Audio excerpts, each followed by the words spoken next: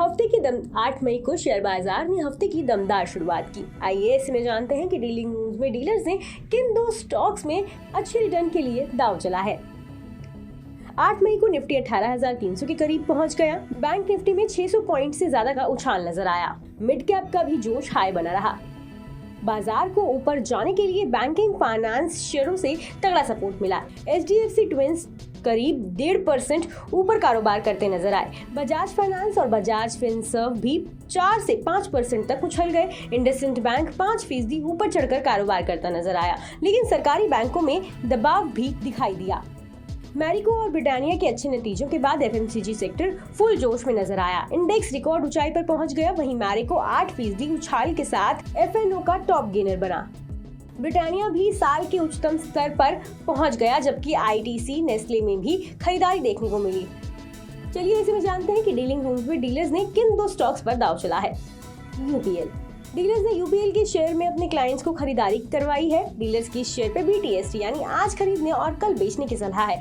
तो अगर आज आपने इस स्टॉक को खरीद लिया है तो कल इसे बेच के अपना मुनाफा कमा सकते हैं। आज इस शेयर में शॉर्ट कवरिंग हुई है। वहीं फाइनेंशियल ईयर 2024 गाइडेंस से आगे मार्जिन में सुधार की उम्मीद है।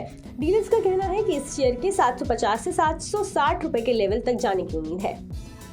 India cement, Ramco cement dealers ने 2 सीमेंट स्टॉक में अपने क्लाइंट्स को खरीदारी करने की सलाह दी है। डीलर्स ने इंडिया सीमेंट और रैमको सीमेंट में खरीदारी करवाई है। डीलर्स की इन स्टॉक पर पोजीशनल खरीदारी की सलाह है। उनका कहना है कि कोकिंग कोल और कोयले के दाम घटने से इनका मार्जिन बढ़ेगा। इन शेयर्स के शॉर्ट टर्म में 7 से 8% चढ़ने की उम्मीद है।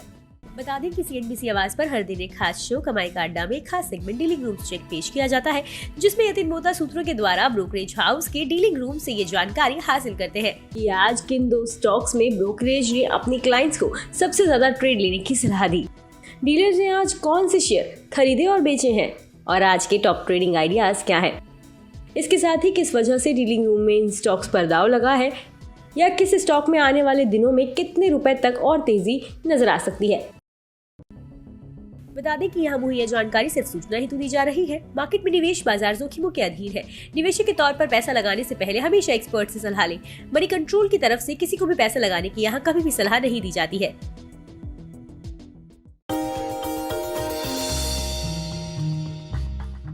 डू यू नो में आज हम बातचीत करने वाले हैं हर घर का चहेता ब्रिटानिया के बारे में। दरअसल ब्रिटानिया आपको आमतौर पे एक बिस्किट कंपनी लगती होगी, लेकिन ब्रिटानिया एक बिस्किट कंपनी ही नहीं है, बल्कि कन्फेक्शनरी कारोबार में एक काफ़ी बड़ी फूड जायंट के तौर पे आप इस कंपनी को देख सकते हैं। इस कंपनी की शुरुआत 130 साल पहले हुई थी और करीब 295 रुपए में उस समय पर इस कंपनी की शुरुआत की गई थी। सेंट्रल कोलकाता के एक छोटे से घर में इसकी शुरुआत हुई थी और वहाँ से धीरे धीरे एक्सपैंड करते करते आज इतना बड़ा स्केल आप ब्रिटानिया का देख रहे हैं। ब्रिटिश बिजनेसमैन ने एक स्मॉल हाउस में इस कंपनी की शुरुआत की थी, जिसको धीरे से या फिर बाद में विद टाइम एक्वायर किया गया था गुप्ता ब्रदर्स की तरफ से और इस कंपनी का नाम बन गया था VS ब्रदर्स। लेकिन विद टाइम इस कंपनी में मल्टीपल चेंजेस हुए ओनरशिप को लेकर, जिसके बाद और फेरबदल हुआ और एक ऐसा भी समय आया 1979 में जबकि नेबिस्को ब्रांड, जो ओरियो के एक संस्थापक के तौर पे जानते हैं, जिनको आप ओरियो बिस्किट को अगर आप जानते हैं तो वो नेबिस्को की ब्रांड रहे हैं, उन्होंने इस कंपनी को एक्वायर कर लिया था। एक मेजर स्टेक करीब 27-28% के आसपास स्टेक वो इस कंपनी के अंदर ओन करते थे। लेकिन जो एग्जिस्टिंग प्रमोटर है वाडिया ग्रुप ने, उन्होंने करीब 1990 में इस कंपनी को एक्वायर किया। तो आप अंदाजा लगा लिए करीब 3 दशक से ज्यादा का हिस्सा जो है वो एग्जिस्टिंग प्रमोटर्स के पास इस कंपनी का है। इसके अलावा एक और इंटरेस्टिंग फैक्ट ये भी है कि वर्ल्ड वॉर 2 जब हुआ था तो इस कंपनी को एक ऑफिशियल पार्टनर के तौर पर चुना गया था। जो ये कंपनी जो सैनिक थे उनको फूड बिस्किट्स प्रोवाइड कराती थी, जो कि उनके आगे के लिए कामकाज करते थे। तो एक बड़ा इंटरेस्टिंग फैक्ट ये भी है कि आर्मी को भी ये कंपनी सप्लाई करती थी वर्ल्ड वॉर 2 के अंदर।